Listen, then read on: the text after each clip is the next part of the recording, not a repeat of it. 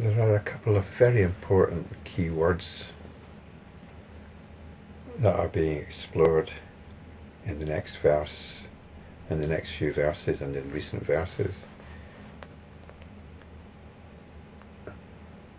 One of these words points to liberation, and the other word points to bondage. And the word that points to liberation is no birth. No birth.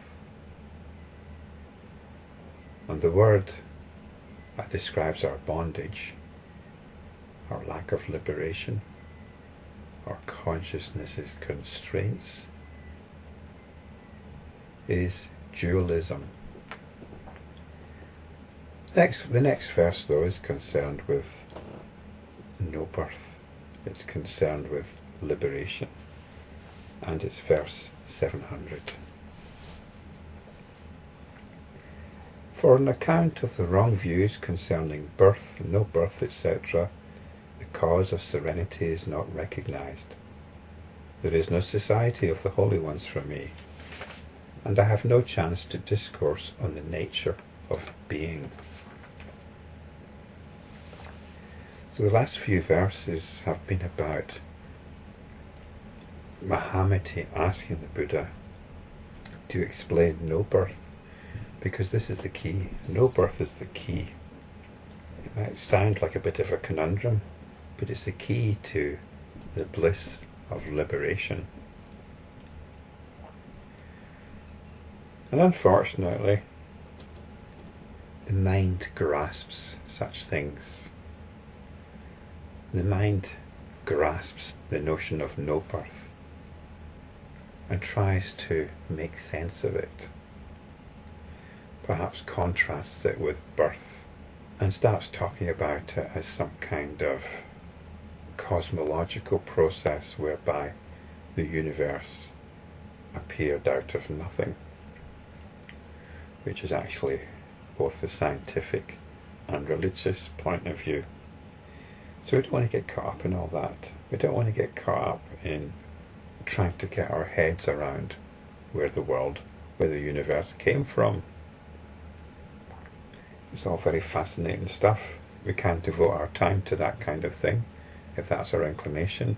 But as enlightenment practitioners, we'll leave all that alone. This is what's meant by there is no society of the holy ones. There cannot be an enlightenment practitioner if we are primarily concerned with philosophical, metaphysical, scientific, or religious questions. And Mahamati appreciates this.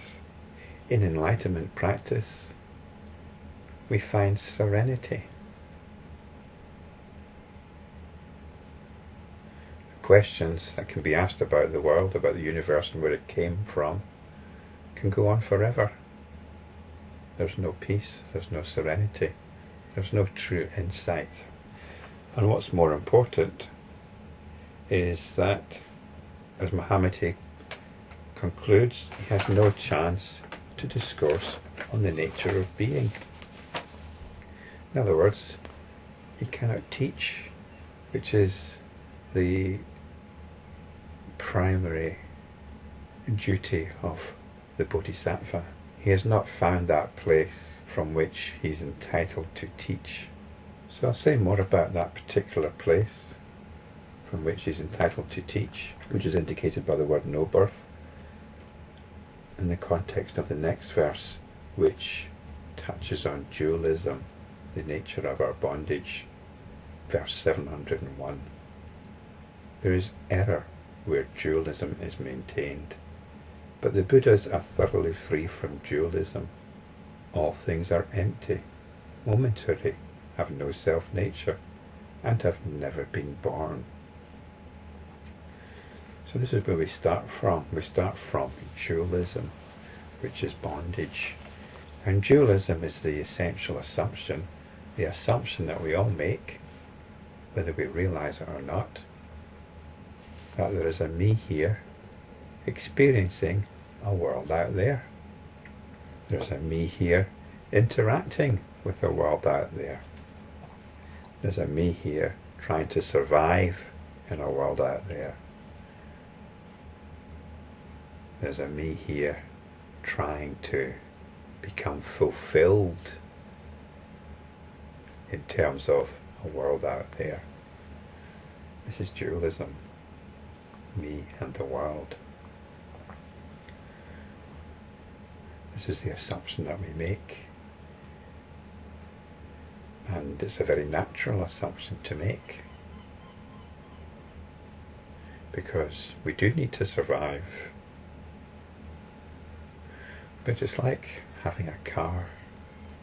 We might need a car to get to the supermarket, but it's as if we're so attached to this car that once we get to the supermarket, we don't want to get out of the car, because the car's been so useful in getting us to the supermarket. Why should I want to leave the car? So this is it. We've got certain survival skills which have done their job, especially if you're living in a modern society which allows you to earn a reasonable wage. Really, we need to be asking, what's the next step? Is it to furnish our house with ever more expensive bits of interior decor? Is it to eat more expensive food? We haven't got out of the car. We are still functioning on our survival skills. We still don't want to let them go. We don't actually want to get out of the car and see what is truly nourishing, what life is really about. So this is dualism, and it's an error when dualism is maintained. So it has its place, but it's when we insist on it, when it no longer needs to be maintained. So this is the point about the Buddhas. They are thoroughly free from dualism. They've come to the realization of no birth, that all things are empty.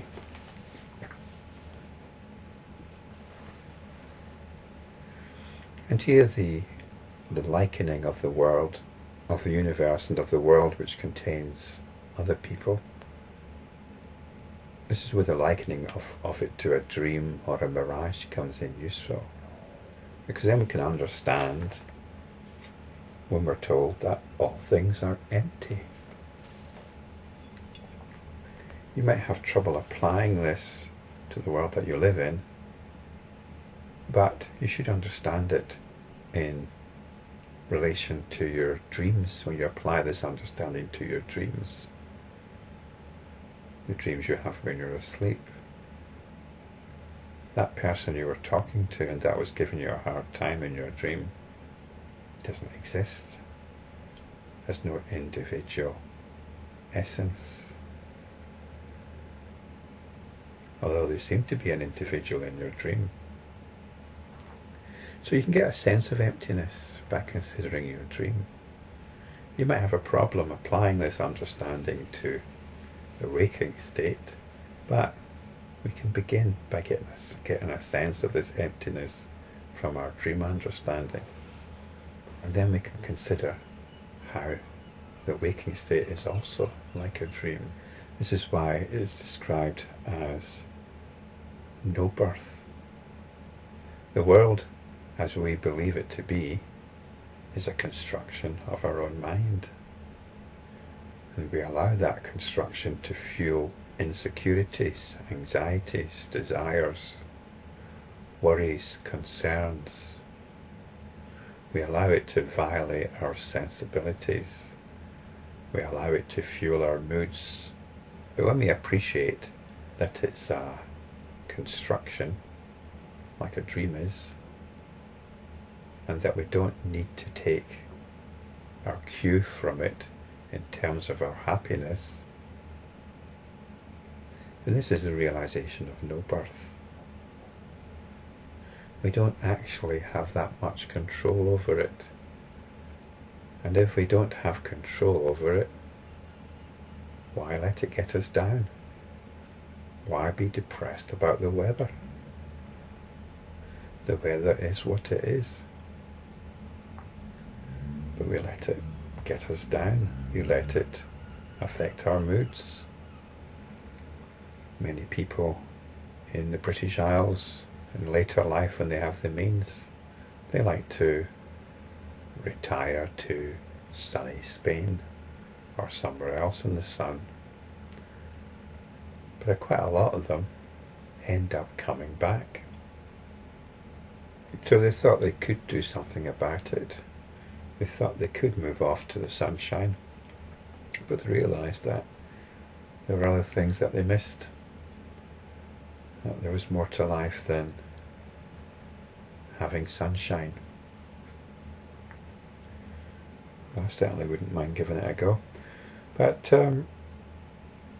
it's a little challenge. It's a little challenge to see how we allow things over which we've got no control to affect our moods.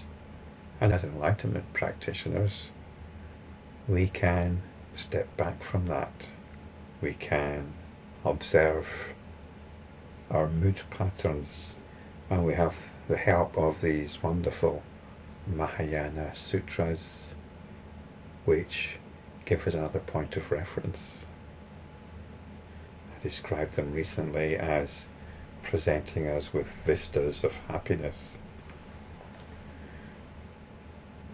So we have options. We have options. So all things are empty, momentary.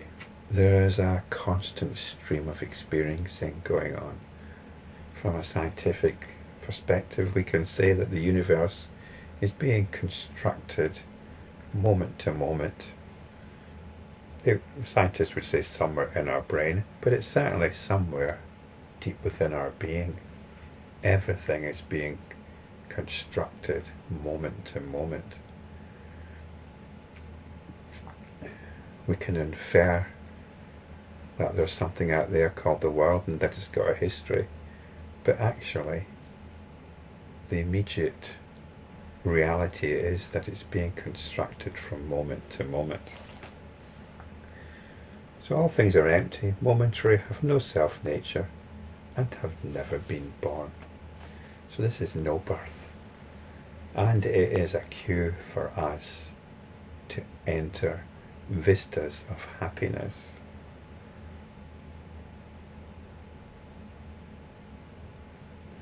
We can look at all these feelings that are going on.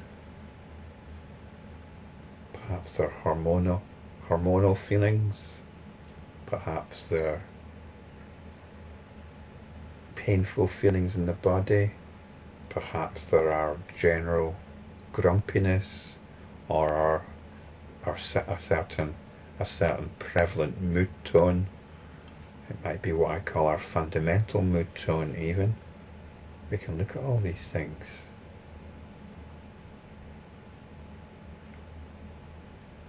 And look at how we habitually respond to them. And maybe in the looking there might be a little chuckle at how we're enslaved to this pattern. But this little chuckle, little giggle, is a release from it, is a release from this pattern. So it's an ongoing process. Our patterns are very well established, and it takes quite a lot of observation, of awareness, of honesty to observe these patterns. But it's at this point we have the opportunity to break out of them. In that observation,